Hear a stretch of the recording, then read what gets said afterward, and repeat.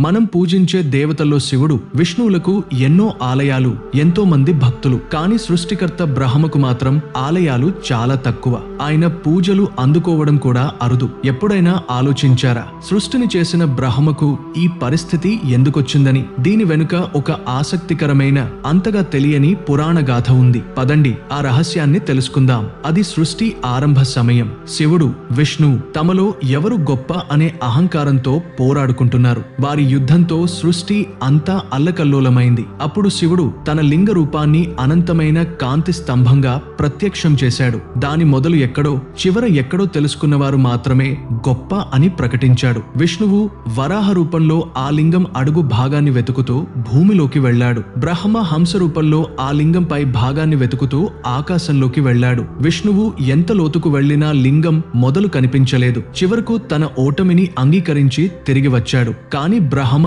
అలా కాదు. ఆయనకు ఎంత దూరం వెళ్లినా లింగం శిఖరం కనిపించలేదు. మధ్యలో కేతకి పుష్పం, మొగలి పువ్వు ఒకటి లింగం పై నుండి కిందకు రాలడం చూశాడు. బ్రహ్మ ఆ పువ్వును ఆపి శివుడి లింగం శిఖరాన్ని చూశానని అబద్ధం చెప్పమని అడిగాడు. కేతకి పుష్పం సరే అంది. బ్రహ్మ, కేతకి పుష్పం కలిసి శివుడి వద్దకు వచ్చి తాను లింగం శిఖరాన్ని చూశానని, కేతకి పుష్పం దానికి సాక్షి అని బ్రహ్మ అబద్ధం చెప్పాడు. అప్పుడు శివుడు కోపంతో లింగం నుండి ప్రత్యక్షమే సృష్టికర్త అయిన బ్రహ్మ అబద్ధం చెప్పినందుకు ఈ లోకంలో ఎవరూ ఆయన్ను పూజించరని శపించాడు. అలాగే ఆ అబద్ధానికి సాక్ష్యం చెప్పిన కేతకి పుష్పాన్ని కూడా శివ పూజకు పనికిరాదని శపించాడు. అందుకే నేటికి శివ పూజలో మొగలి పువ్వును వాడరు. బ్రహ్మకు ఆలయాలు లేకపోవడానికి, ఆయన పూజలు అందుకోకపోవడానికి కారణం ఇదే అని పురాణాలు చెబుతాయి. అహంకారం, అబద్ధం ఎంతటి వారినైనా పతనం చేస్తాయని ఈ కథ మనకు నేర్పుతుంది. సృష్టికర్త అయినా సరే సత్యాన్ని ధిక్కరిస్తే శిక్ష తప్పదని ఈ గాథ మనకు గుర్తు చేస్తుంది. నిజంగా మన పురాణాల్లో ఎన్నో అద్భుతమైన, ఆలోచింపజేసే కథలు దాగి ఉన్నాయి కదూ.